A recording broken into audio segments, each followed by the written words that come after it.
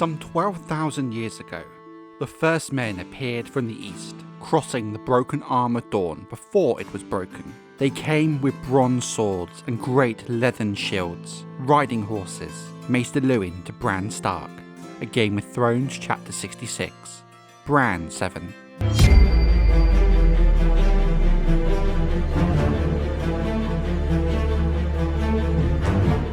The Dornish, even from our earliest sources, the likes of the runes of the First Men, have always been a fractious and disjointed group of people. But there is a very clear reason for this, with it all stemming from the land of Dorne itself. Due to the harsh environment, you have to travel great distances between each small pocket of settlement, crossing burning sands and rugged mountains. All this helped to isolate each community that formed in early Dorne from the others, and led to a rise of several petty lords, whom in time grew large enough to call themselves kings of those same petty kingdoms. It is true that the petty kings during the age of the First Men were common, and indeed did exist throughout all of Westeros, seldom so many and so petty as the Dornish kings under the First Men. It's factually impossible to name them all, as so many have been lost to time, and of those we do know of,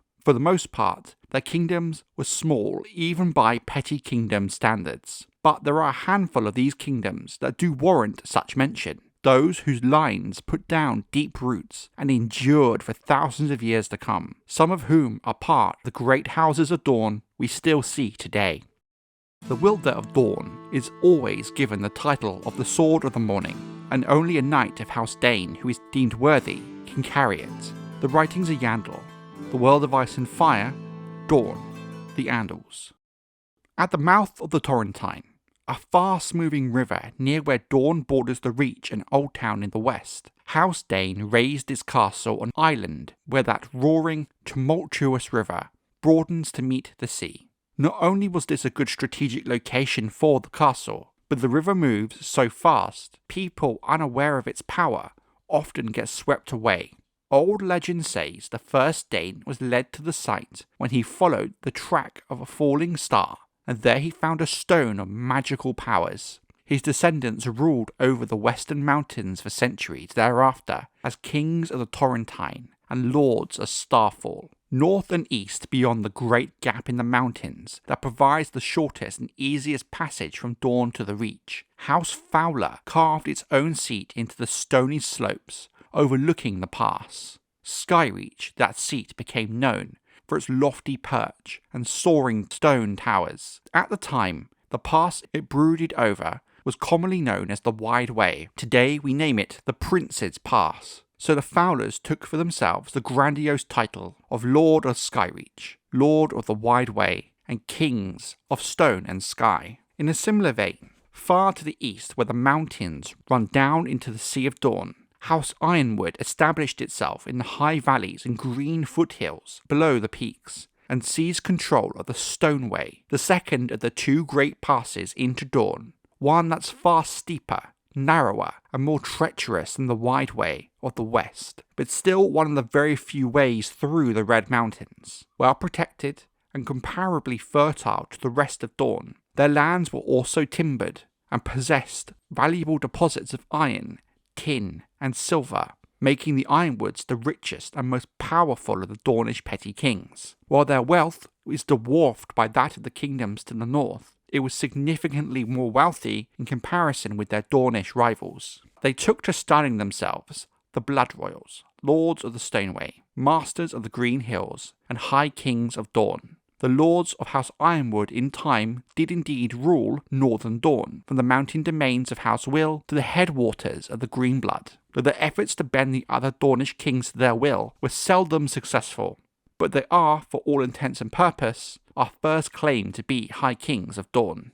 A second rival High King of Dorne also existed during the times of the First Men, ruling from a great wooden moat and bailey castle on the south bank of the Greenblood, near Lemonwood, where the river flows into the summer sea. There was a curious kingship, for whenever a king died, his successor was chosen by election from amongst the dozen noble families that had settled along the river or eastern shores. The Wades, the Shells, the Holts, brooks, holes, lakes, brown hills, and briars all threw up kings who ruled from the high hall amongst the lemon trees. But in the end, this curious system broke down when a disputed election set the royal houses to warring against one another. After generations of conflict, 3 of the old houses were wiped out, and the ones powerful enough saw the river realm shattered into a dozen quarrelsome petty kingdoms. Many rightly compared this custom to the much more successful King's Moots of the Iron Islands. While it too did die out as a practice, its uses lasted till much later than the River Kings in Dorne.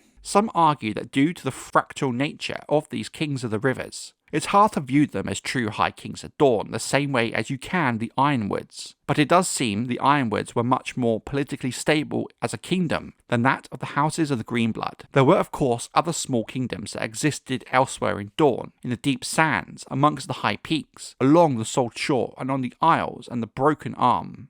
Few of these ever approached the power and prestige of the Danes of Starfall, the Fowlers of Skyreach, and the Wide Way, and the Ironwoods of Ironwood, and they have mostly been forgotten in the pages of history.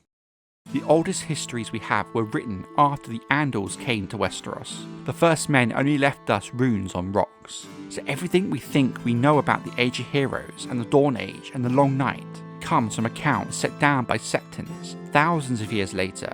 There are archmaesters at the Citadel who question all of it.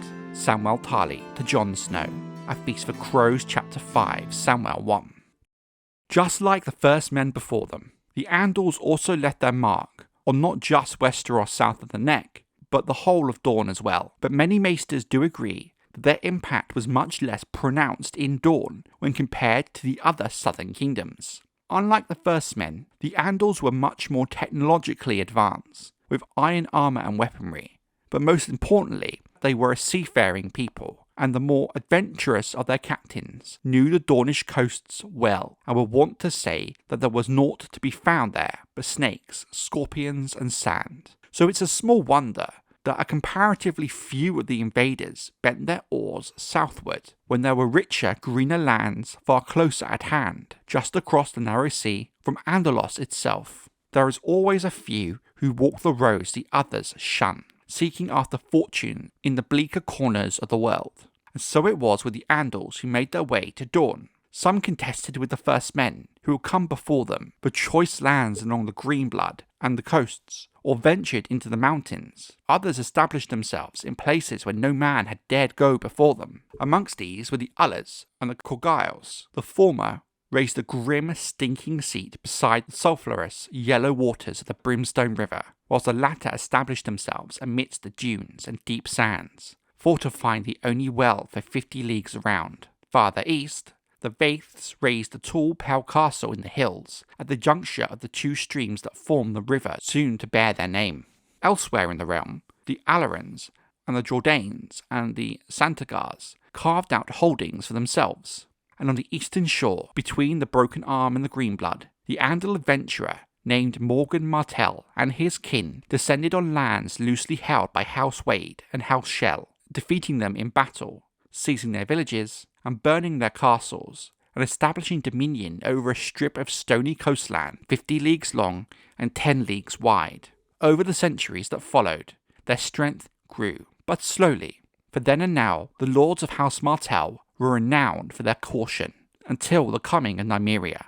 No Dornishman would ever have counted them among the great powers of Dorne. Indeed, though surrounded by kings on every side, the Martells themselves never presumed to claim that title. At a certain point in their history, they willingly bent the knee to the Jordan kings of the Tor, the pious Alarons of God's grace, the many petty kings of the Greenblood, and the mighty Ironwoods of Ironwood.